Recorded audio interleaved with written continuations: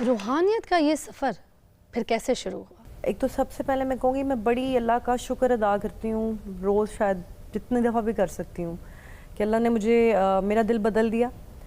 और मुझे लगता है कि जब आप टूट जाते हैं बहुत ज़्यादा या आप बहुत तकलीफ़ में होते हैं तो फिर आपके ऊपर नज़र करम होती है और अल्लाह ताला टूटे हुए दिलों में ही आता है।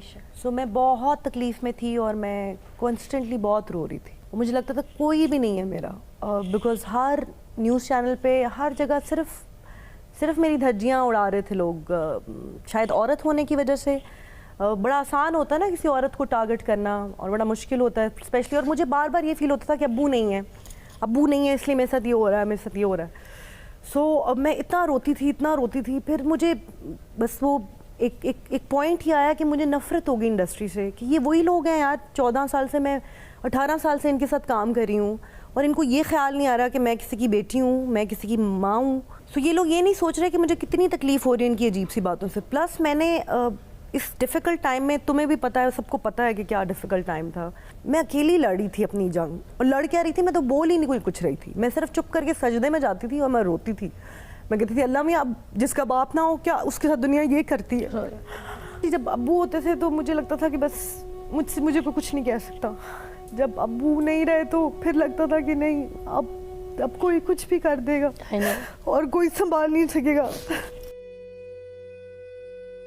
अब जो पावर है, अब मुझे पता है मेरा अल्लाह मेरे साथ है, मुझे किसी की ज़रूरत नहीं है, किसी की ज़रूरत नहीं। बस अल्लाह ने कुछ करम किया और अल्लाह ने मुझे अपनी तरफ खींच लिया और मुझे कोई रिग्रेट नहीं है। I am very happy. मैं इतना खुश हूँ अपनी लाइफ में, अल्हम्दुलिल्लाह।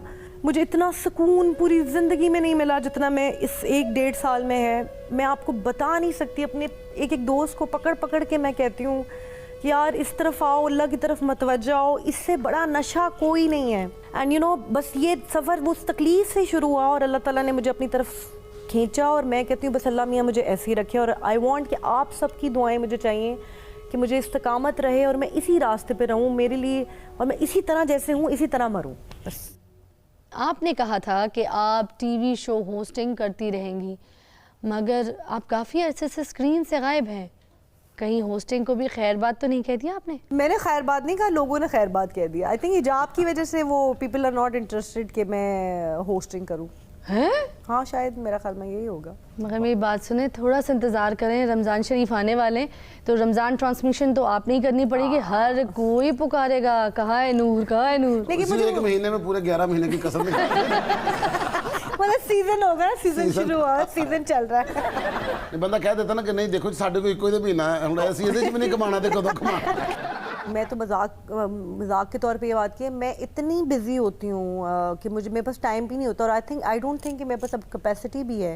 मतलब एक आध शो कभी कर लिया। तो रमजान ट्रांसमिशन क्या आप नहीं, रमजान में मैं रोजे रखने में इबादत ना करूँ, मैं उधर भी पैसे में कमाने चली जाऊँ? नहीं भाई, मैंने अल्लाह को नहीं राजी करना। मैं रमजान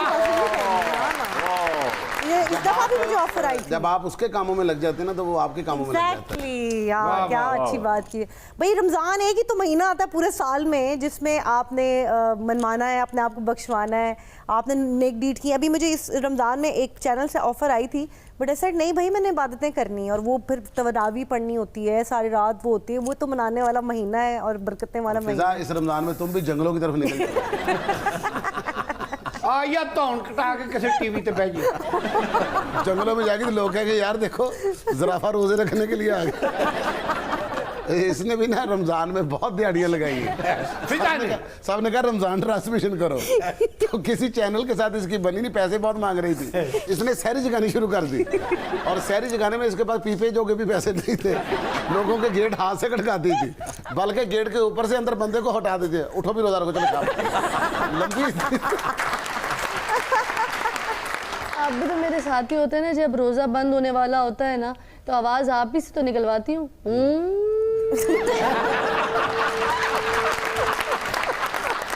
यार मुझे बताओ, किसी को जगाना सहरी के लिए है कोई गुनाह है, कोई गलत बात है? तो सवाब का काम हुआ ना। और बीमार हो जाए तो एम्बुलेंस में नहीं बैठती, अपनी गाड़ी की छत खोल के ना तो ऊपर से मुंह कर दी।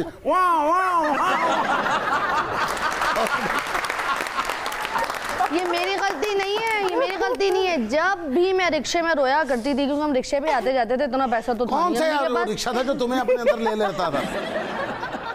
रिक्शे में ऐसे बैठती जैसे पटारी में सांप नहीं लपेट के रखते। ये पूरा ऐसे आलती पालती मार के बैठ जाती थी।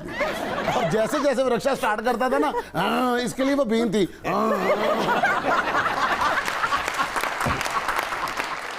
जहां पे इसका स्टॉप आता था ना वहां खड़ी हो जाती। मैं नागन हो गई।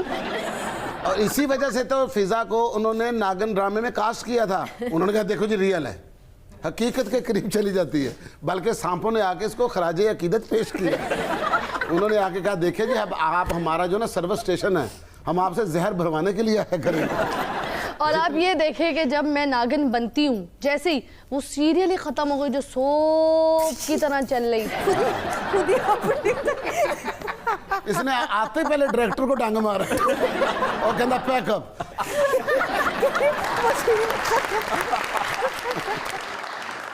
हम सुनाने जा रहे हैं आपको कुछ मुनफरिद सी खबरें, और मुनफरिद खबरों के लिए हमारे पास होती है निर्मल।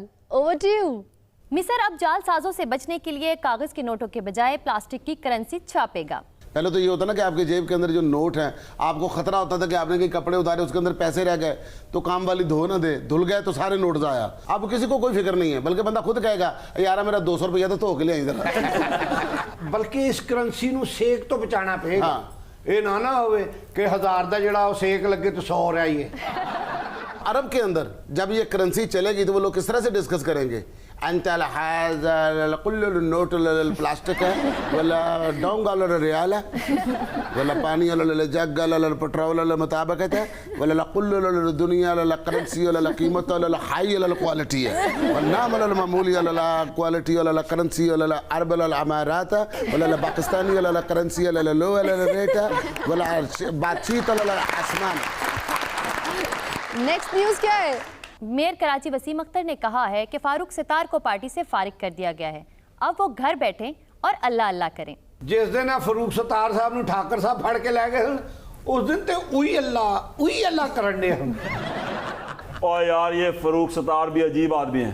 रात को सोता है तो एमक्यूएम के किसी धड़े में होता है, सुबह किसी और धड़े से उठता है, दोपहर को किसी और धड़े में फिर रहा होता है, और शाम को अपनी अम्मा को बीच में डालता है और सारे धड़ों को इकट्ठा करके एक पार्टी बना देता है। ये डायलॉग जो है ना फारूक सत्तार साहब के लिए बना है कि तुम्हारे पास क्या है? कहता मेरे पास जायदाद है, जमीन है, पैसा है। तुम्हारे पास क्या है?